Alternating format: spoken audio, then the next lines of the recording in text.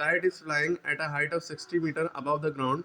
The string attached to the kite is temporarily tied to a point on the ground. The inclination of string with ground is 60 degree. Find the length of the string, assuming that there is no slack in the string.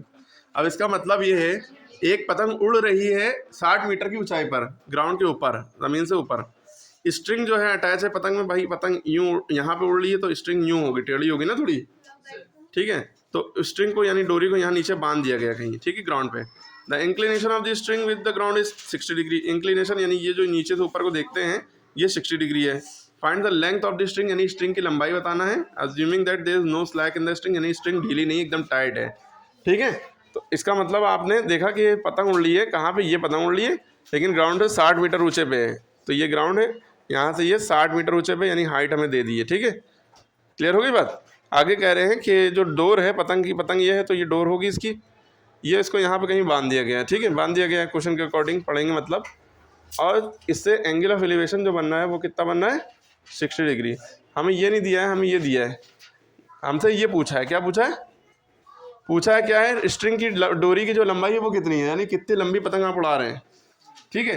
तो जब भी hypotenuse और perpendicular की बात होती है तो हमें ये सोचना चाहिए हाइपोटेन्यूज और परपेंडिकुलर किसके फॉर्मूले में आते हैं. भाई परपेंडिकुलर दिया, हाइपोटेन्यूज पूछ रहा है, तो परपेंडिकुलर अपॉन हाइपोटेन्यूज ये किसका फॉर्मूला होता है, साइन थीटा का.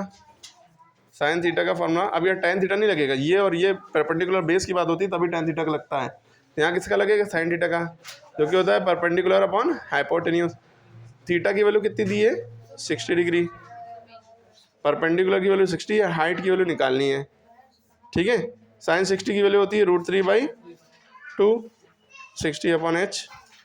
हाइपोटेन्यूज की निकालनी है वैल्यू, तो इसको इधर क्रॉस मल्टीप्लाई करेंगे, h को इधर करेंगे.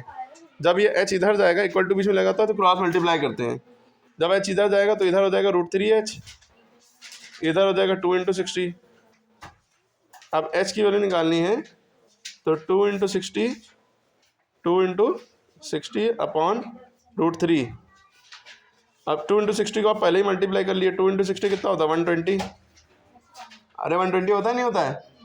मैथ में अभी हमने बताया था जब नीचे रूट में कुछ दिया होगा तो क्या करेंगे, रूट में जैसे रूट नीचे दिया है तो रूट में जब भी कुछ नीचे होगा तो उसी से ऊपर नीचे मल्टीप्लाई करेंगे, है ना. ऊपर तो 120 √3 आ जाएगा, क्योंकि √3 किसी नंबर से मल्टीप्लाई नहीं हो सकता. उसकी वैल्यू रखी जाए 1.732 तो मल्टीप्लाई हो सकती है. नीचे क्या, √3 × √3 3 हो जाएगा. इसीलिए हट लगाते हैं कि ऊपर नीचे √3 से सेम नंबर से करते हैं ताकि नीचे वाला हट जाए. क्यों हटेगा, क्योंकि जब रूट वाला नंबर सेम रूट वाले नंबर से मल्टीप्लाई होता है तो रूट हट जाता है. क्यों हट जाता है, √3 × √3 √9 होगा, √9 की वैल्यू 3 होती है. अब यहाँ से कट रहा है, 3 × 1 3, 3 × 4 12, 0, है ना. 40 √3 आ गया.